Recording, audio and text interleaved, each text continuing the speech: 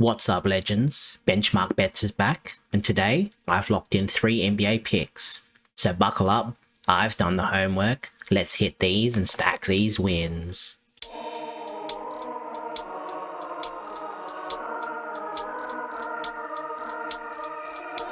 Before we jump into today's picks, let's do a quick recap of yesterday's video. We went 1-1 on the day.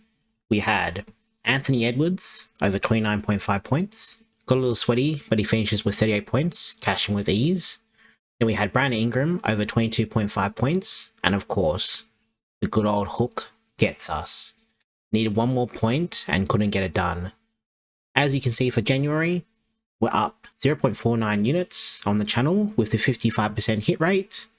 Could be better, could be worse, but the important thing is we're still positive. Few of those bets go the other way around, and we're up a lot more. But it's a new day. Another slate, let's lock in and go get that sweep. So, for my picks, I use PropsMadness, the best tool out there for player prop analysis. If you want to try it out for yourself, there's a link in the description below. And if you use code BENCHMARK, you'll get a nice juicy discount on your first purchase. So, for this first pick, heading to the Cavs and the Hornets game, and I'm going with Jalen Tyson over 15.5 points. As you can see already, I've got some filters up. With Garland and Merrill out, he's gone over this line in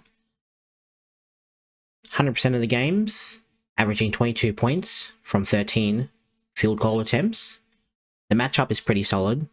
So the Hornets allow the 8th most points in the paint, where he scores 36% of his points. And then the 6th most points above the break, where he scores 24% of his points. And the 9th most amount of points within 10 feet of the basket, where he scores 41% of his points. Everything lines up here, should have a field day and help us lock in the first win of the day. Then for the second pick, heading to the Nets and the Knicks game, and I'm going with MPJ over 3.5 threes. So on the season, he's over this line in 21 out of 33 games, averaging 3.8 threes per game on 9.5 attempts. The Knicks allow the 4th most made threes. So when you filter in the weak defense for threes and also his expected minutes, he's over this line in 6 out of 7 games, averaging 4.1 threes from 9.6 attempts. You could definitely ladder this play, but I'm keeping it simple and sticking with over 3.5 threes to cash our second bet of the day. And then for the third and final pick, heading to the Pacers and the Celtics game, I'm going with Jaylen Brown for 30 plus points. So for the season, he's over this line in 23 out of 39 games, averaging 29.8 points from 22.4 field goal attempts. He loves scoring in the non-restricted area, where the Pacers give up the 7th most amount of points. When you filter in the weak defense for the non-restricted area, and also his expected minutes, he's over this line in 11 out of 15 games, averaging 32.6 points. He's also faced the Pacers twice this season, scoring 31 and 30 points in both games. The Pacers do a solid job at defending the catch and shoot, where guys like White, Pritchard, and also Simons usually score from, but obviously they have a tough matchup today, so they won't be used as much. So expect Boston to lean a lot more on Brown, pretty much use him for, I'd say, like 70% of his offense in this matchup. So that's pretty much it for all the picks. However, if you've been watching the videos for a while, I like to go through some leans as well. So heading back to the first game of the day between the Cavs and the Hornets, and I'm going with Nipple over 18.5 points. As you can see, I got a few filters up already. With Miller, Bridges, and Ball in the lineup, he's over this line in 11 out of 21 games, averaging 18.3 points from just 11.9 field goal attempts. So pretty much his field goal attempts go down, and also his points scoring goes down when he plays with these 3 guys, which does make sense. However, this is a pretty soft matchup for him. So the Cavs give up the 3rd most amount of points to the catch and shoot, where Nipple scores 54% of his points from, and they also give up the 10th most amount of threes, where Nipple scores 44% of his points from.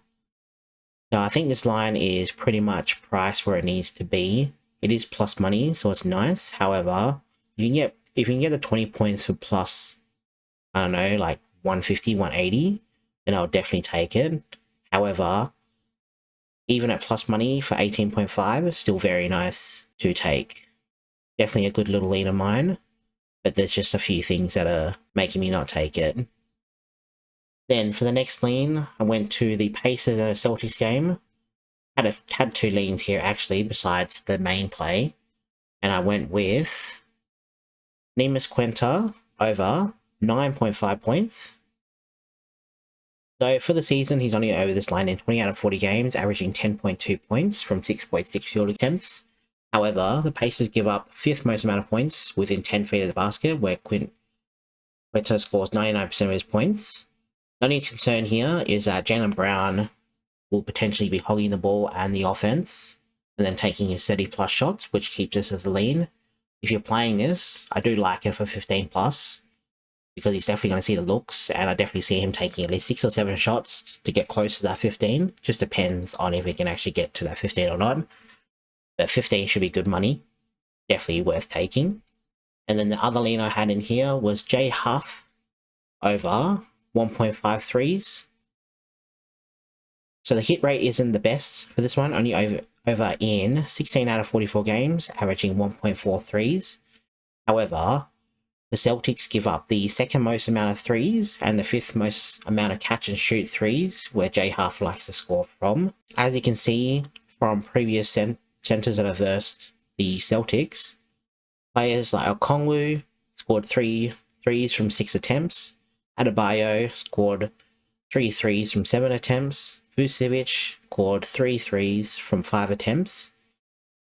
And also, Wemby only scored 1, but he had 4 attempts. So as long as he can get the shots, as long as he can get the attempts, I reckon he can score that pretty easily. I would play even the 3 threes for some good plus money for that one.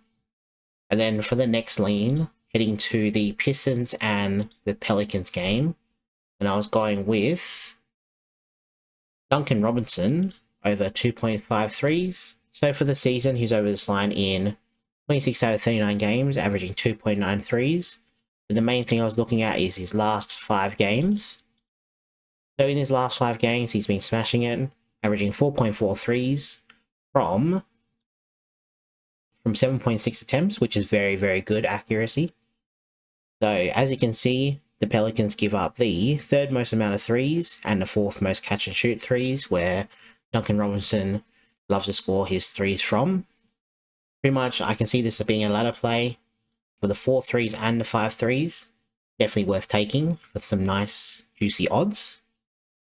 And then finally, for the last lean, heading to the Bucks and the Thunder game, and I was going with Giannis for under 27.5 points. Very rarely take unders, but this is looking like a nice little spot here.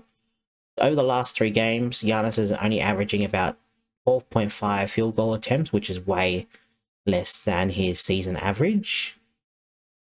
He loves to score 86% of his points within 10 feet of the basket, where the Thunder have the best defense in the league. They pretty much like to double team whoever is close to the basket so they can throw it out to people in the perimeter where it is less likely for them to score. So Giannis for under 27.5. However, it is Giannis, so good luck if you do take it or not. However, it's a definitely nice spot to take. So that's pretty much it for today's leans and picks. If you're enjoying the content, smash that like button and subscribe if you haven't already. And also comment your favorite play down below. Also, you've been watching the videos up to this point. I thank you. Seriously helps out with YouTube's algorithm to get this video out to more people like you. As always, stay safe. Good luck with your bets, and I'll catch you in the next video. Laters.